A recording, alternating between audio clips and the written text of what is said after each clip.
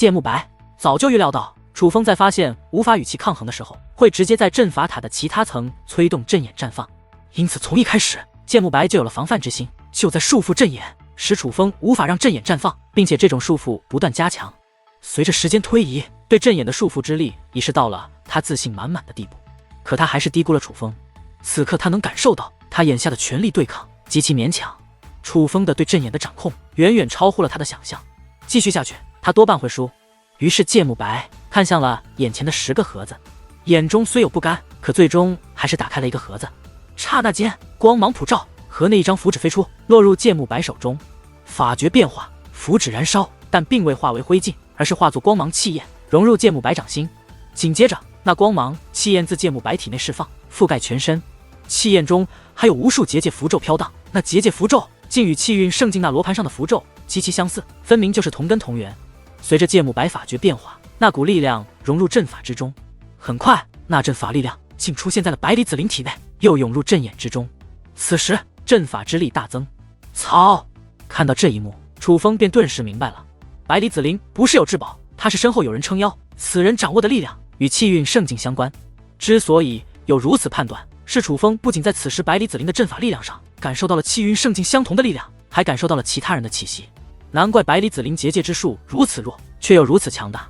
可楚风不死心，咬紧牙关催动结界之力，似乎是感受到了楚风的决心，也可能是此地确实对结界血脉有着特殊的引导。楚风的王之血脉也开始渗透出力量，为楚风所用，尽管力量不多，可却作用极大。此时楚风的身上散发的结界之力充斥着强大的威压，就在近前的百里子灵感受得更是清清楚楚，他感觉到他的结界血脉正在害怕。他妈的，狗屁不弱于王之血脉，这分明就是相差甚远啊！百里子灵于心中咒骂起来。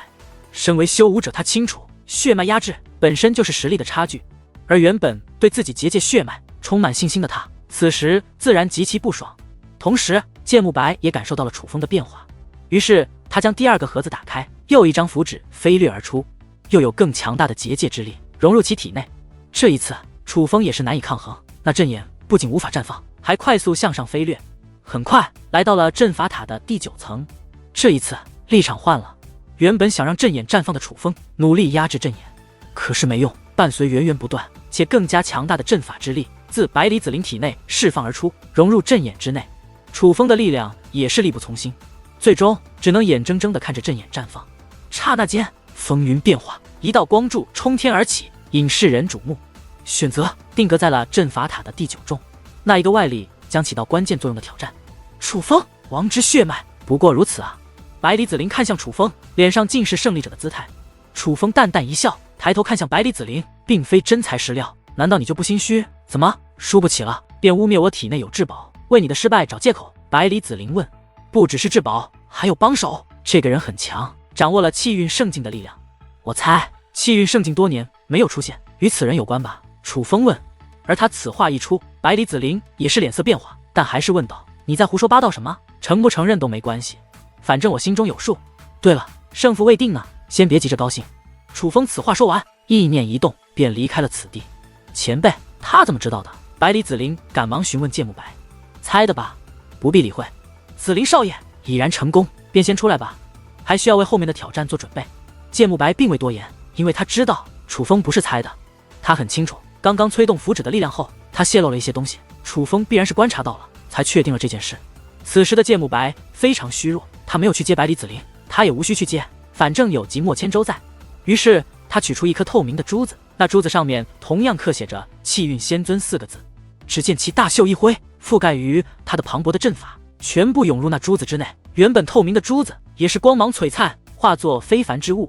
芥木白将一切收好，便找到了一个山坡，飞落而下，缓缓地躺在了地上，得以休息。他望着虚空，愣神许久，才脱口感叹：冉青，你的儿子还真是不得了，只是你为何如此糊涂？若与我结合，我们的儿子绝对会更强，借天比不得，楚风同样比不得啊！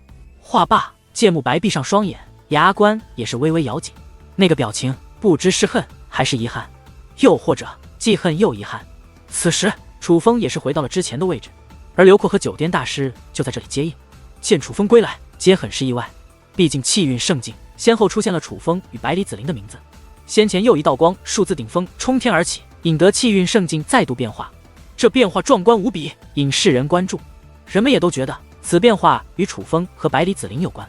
可怎么这个时候楚风就回来了？刘阔担心，莫非这变化与楚风无关，只是与百里子玲有关？莫非是楚风败了？楚风兄弟怎么出来了？那变化是怎么回事？还有百里子玲，他真的登顶了？你有见到他吗？刘阔走上前来，立刻询问。就连酒店大师也是目露好奇。楚风自然也是讲述了所有经过。真的假的？你确定吗？楚风兄弟，搞了半天这气运圣境，这么多年未曾显现，竟和玉宗有关。这样说来，玉宗还隐藏着如此强大的界灵师，甚至掌握了气运圣境。得知经过，刘阔无比吃惊。换做其他人说，他多半不会信。可楚风说的有理有据，他便也觉得真是真的了。我感觉倒是没有完全掌握气运圣境，但肯定是掌握了其中力量。玉宗确实不容小觑。就比如百里子玲的伤势，按理来说不可能这么快恢复，可偏偏就恢复了。楚风对于蛋蛋的实力深信不疑。蛋蛋说不容易恢复，那就是不容易恢复。所以经过这件事，楚风也是深刻感受到了玉宗的底蕴。毕竟只说这次斗法他败了，